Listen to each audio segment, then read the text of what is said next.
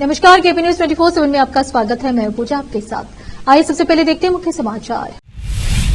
चिटकुप्पा में बीदर दक्षिण क्षेत्र के विधायक डॉक्टर शैलेंद्र बेलदाले की अध्यक्षता में तालुका पंचायत स्तरीय प्रगति समीक्षा बैठक की गई आयोजित।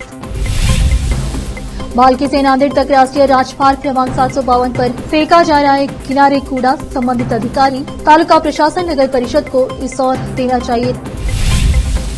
तेलंगाना में 3 नए आपराधिक कानूनों को लेकर तैयारी जारी, 1 जुलाई से होंगे लागू। मैं आपका हूं और आपके लिए ही हूं, राहुल ने वीडियो जारी कर बताई अगले 5 साल की रणनीति। राम मंदिर की छत से टपक रहा पानी, मुख्य पुजारी सत्येंद्र दास का दावा। भारतीय जनता पार्टी के दिग्गज और वरिष्ठ नेता लाल कृष्ण अडवाणी को तबियत बिगड़ने पर बुधवार देर रात दिल्ली एम्स में कराया गया भर्ती।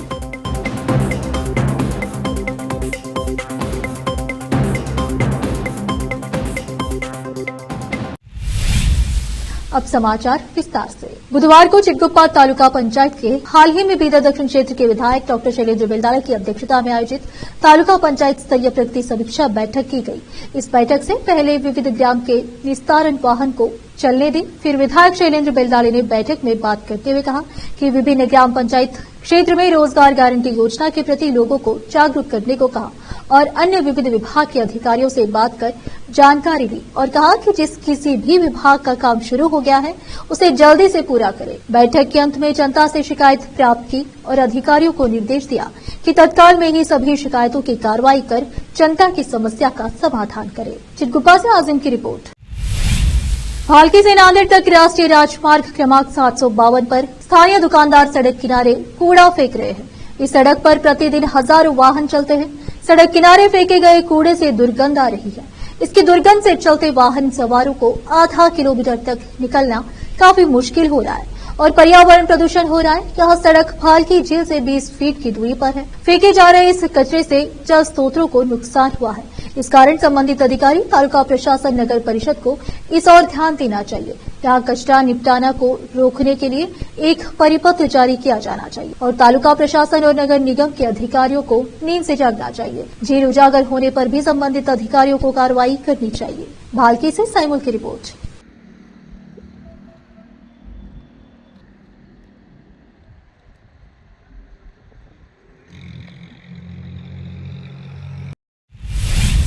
आईटीबीटी मंत्री प्रियांक खरगे द्वारा प्रधानमंत्री नरेंद्र मोदी की लगातार आलोचना पर कटाक्ष करते हुए भाजपा प्रवक्ता एमजी महेश ने बुधवार को मंत्री से जानना चाहा कि राज्य भर में निर्दोष लोग दूषित पदार्थ खाने के बाद क्यों मर रहे हैं। खरगे ने मंगलवार को मोदी के कार्यालय पर कंपनियों को दूसरे राज्यों से अपना निवेश गुजरात की ओर मोड़ने के लिए धमकाने का आरोप लगाया था। महेश ने संवाददाताओं से कहा कि खरगे जब से मंत्री बने हैं गैर जिम्मेदाराना व्यवहार कर रहे हैं और राज्य में कांग्रेस सरकार की विफलताओं को छिपाने के लिए केंद्र सरकार या प्रधानमंत्री के खिलाफ आरोप लगाने में अपना अधिकांश समय बर्बाद कर रहे हैं।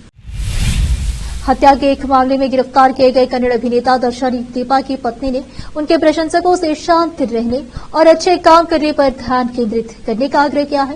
विजय लक्ष्मी ने बुधवार को अपने इंस्टाग्राम अकाउंट पर एक संदेश के साथ एक प्रशंसक कला साझा की, जिसमें उन्होंने अपने पति के प्रशंसकों को सेलिब्रिटी कहा और कहा कि अभिनेता उन्हें मिल रहे समर्थन से प्रभावित है। हमारे सभी सेलिब्रिटीज को कॉल करें। आप सभी जानते हैं कि दर्शन आपसे कितना प्यार करते हैं। यह दुखद है कि हम आज इस स्थिति में है और हमें उनसे दूरी बनाकर रखनी पड़ रही है। मैंने उनसे बाहर की स्थिति के बारे में विस्तार से बात की है और इसने उसके गले को छू लिया है। दर्शन ने अपने सभी सेलिब्रिटी से शांत रहने और अच्छे काम करने पर ध्यान केंद्रित करने का आग्रह किया है। उन्होंने कहा उन्हें यकीन है कि वह आपकी प्रार्थनाओं का हिस्सा बनेंगे। अब फिलहाल एक छोटा सा ब्रेक।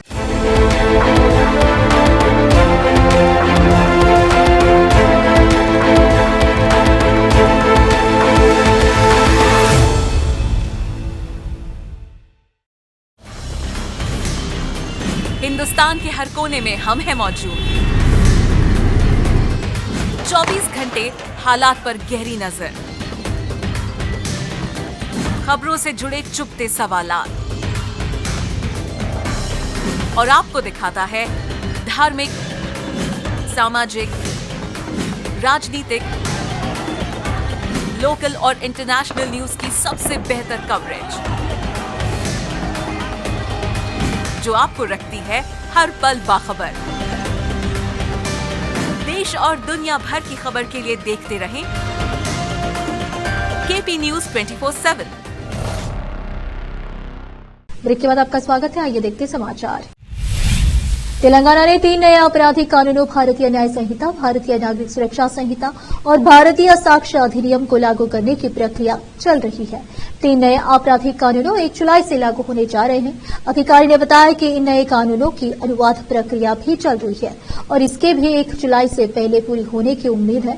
अधिकारी ने बताया कि अधिसूचना का मसौदा तैयार है और अगले कुछ दिनों में नए कानूनों को अधिसूचित कर दिया जाएगा। नए कानूनों को सरकार की योजना के अनुसार लागू किया जाए, इसके लिए विभिन्न स्तरों पर टीमें गठित की गई हैं।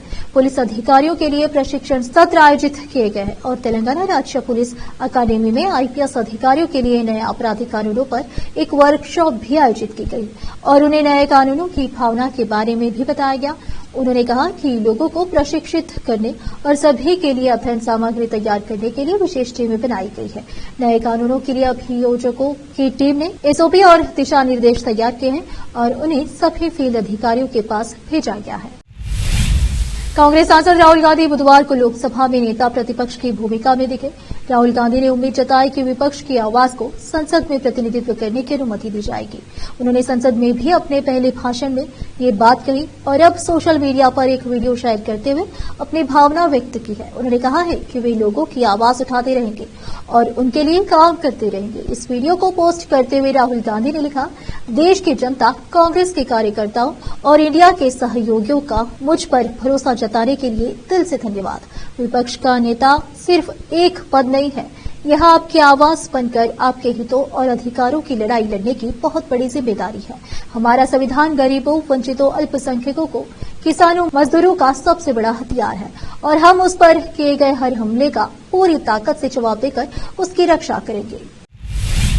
अयोध्या के राम मंदिर की छत से बारिश का पानी टपकने लगा है। यह दावा है यहाँ के मुख्य पुजारी सत्येंद्र दास का।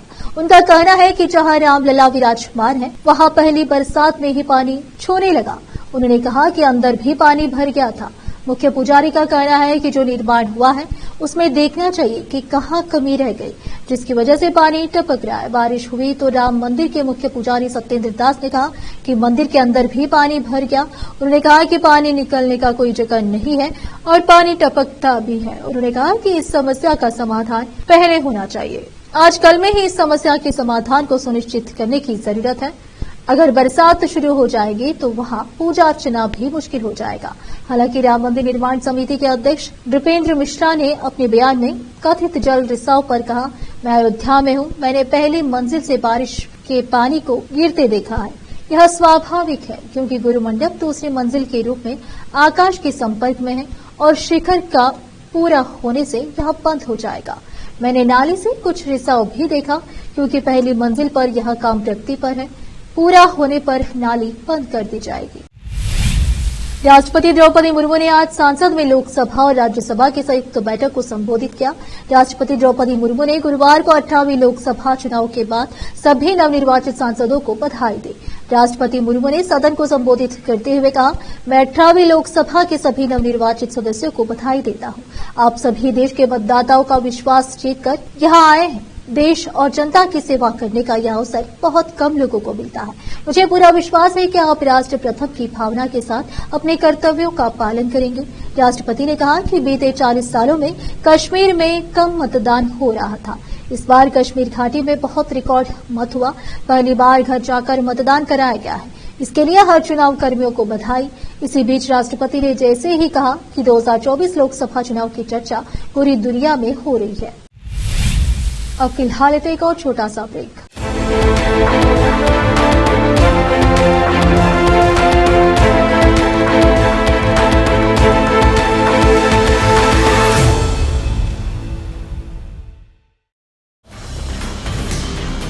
हिंदुस्तान के हर कोने में हम हैं मौजूद। 24 घंटे हालात पर गहरी नजर, खबरों से जुड़े चुपते सवालात और आपको दिखाता है धार्मिक, सामाजिक, राजनीतिक, लोकल और इंटरनेशनल न्यूज की सबसे बेहतर कवरेज। जो आपको रखती है हर पल बाखबर। देश और दुनिया भर की खबर के लिए देखते रहें केपी न्यूज 24/7। ब्रेक के बाद आपका स्वागत है। आइए देखते हैं समाचार। भारतीय जनता पार्टी बीजेपी के दिग्गज और वरिष्ठ नेता 96 वर्षीय लालकृष्ण आडवाणी को बुधवार देर रात दिल्ली एम्स में भर्ती कराया गया। एक सूत्र ने रात ही बताया उनकी हालत स्थिर है और उन्हें निगरानी में रखा गया है। पूर्व उप प्रधानमंत्री को एम्स के पुराने निजी वार्ड में भर्ती कराया गया है और बताया जा रहा है कि न्यूरोलॉजी विभाग के चिकित्सक उनका उपचार कर रहे हैं। हालांकि उनकी बीमारी के बारे में कोई स्पष्ट जानकारी नहीं दी गई है। एम्स के बयान में बताया गया लालकृष्ण आडवाणी को एम्स में भर्ती कराया गया है और फिलहाल उनकी हालत स्थिर है। उन्हें डॉक्टर्स की निगरानी में रखा गया है। इस हेल्थ अपडेट के अलावा एम्स की तरफ से कोई ज्यादा जानकारी नहीं दी। कुछ रिपोर्ट में बताया गया कि आडवाणी को देर रात अस्पताल में भर्ती कराया गया। उन्हें अस्पताल के जेरियाट्रिक डिपार्टमेंट के स्पेशलिस्ट की निगरानी में रखा गया है। दिग्गज नेता बढ़ती उम्र में कुछ स्वास्थ्य संबंधी दिक्कतों का सामना कर रहे हैं। तेलुगु फिल्मों के सुपरस्टार पवन कल्याण की आंध्र प्रदेश की राजनीति में एंट्री शानदार रही है। उनकी जनसेना पार्टी के आंध्र प्रदेश के विधानसभा चुनाव में अच्छा प्रदर्शन किया, जिसके फलस्वरूप पवन कल्याण उप मुख्यमंत्री बने हैं। अपने राज्य की जनता के सुख, समृद्धि और कल्याण के लिए वह 26 जून बुधवार से वाराही दीक्षा ले रहे हैं, जो 11 दिनों तक चलेगी। इसमें देवी वाराही अम्मावरी की पूजा करते हैं। इस वाराही दीक्षा के नियम कठिन है। इसमें उप मुख्यमंत्री पवन कल्याण को 11 दिनों तक अन्न का सेवन नहीं करना है। इससे पहले भी उन्होंने जून 2023 में देवी वाराही की पूजा की थी और उसके साथ ही वाराही विजया यात्रा का शुभारंभ किया था और दीक्षा ली थी।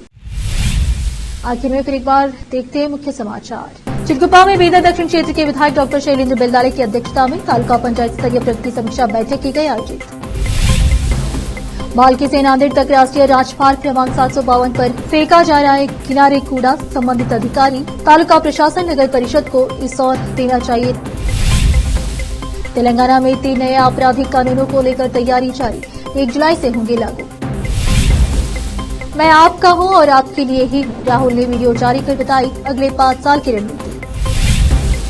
राम मंदिर की छत से टपक रहा पानी, मुख्य पुजारी सत्येंद्र दास का दावा। भारतीय जनता पार्टी के दिग्गज और वरिष्ठ नेता लालकृष्ण आडवाणी को तबियत बिगड़ने पर बुधवार देर रात दिल्ली एम्स में कराया गया भर्ती।